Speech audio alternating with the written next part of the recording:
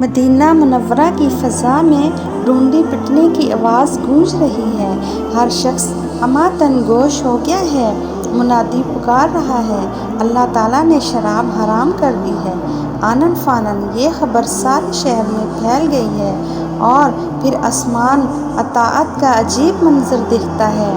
شراب جو کہ اربوں کی گھٹی میں پڑی ہے، پوری سوسائٹی میں چند گنے چنے لوگ ہیں جنہوں نے اس ام الخبائث کو منہ نہیں لگایا، ورنہ کیا چھوٹے اور کیا بڑے سب کے سب اس کے رسیاں ہیں۔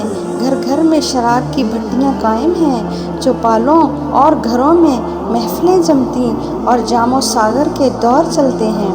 میزبانوں کے بچے ان محفلوں میں ساقی گیری کرتے ہیں۔ ان بلانوش لوگوں نے فرمان الہی سنتے ہی سر تسلیم خم کر دیا ہے۔ مدتوں سے رگ و ریشے میں رچی ہوئی یہ عادت ایک لمحے کے اندر اندر اس طرح ترک کر دی ہے کہ پھر ساغر و مینا کو ہاتھ نہیں لگاتے۔ حضرت عمر ڈونڈی کی آواز سن کر گھر سے نکل آئے ہیں۔ منادی قرآن کریم کی وہ آیت بلند آواز سے پڑھ کر سنا رہا ہے جو تھوڑی دیر پہلے رسول اللہ پر نازل ہوئی ہے۔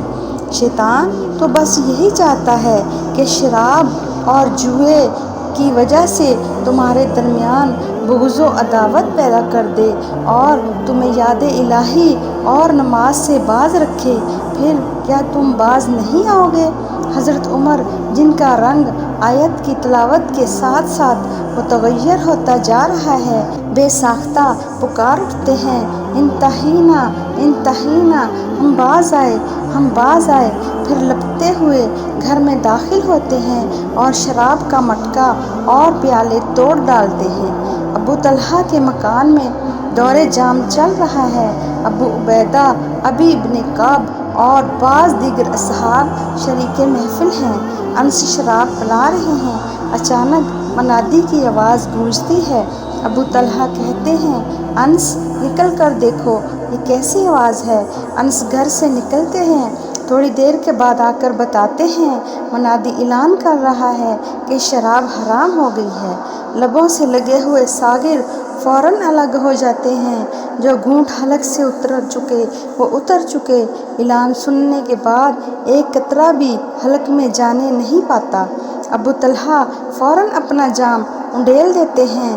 ابو عبیدہ اور ابن کعب اور دوسرے اصحاب ایک دوسرے سے سبقت لے جانے کی کوشش کر رہے ہیں۔ ہاتھوں کے جام انڈیلے جا چکے تو ابو طلحہ کہتے ہیں، انس مٹکے کی شراب بھی گرا دو۔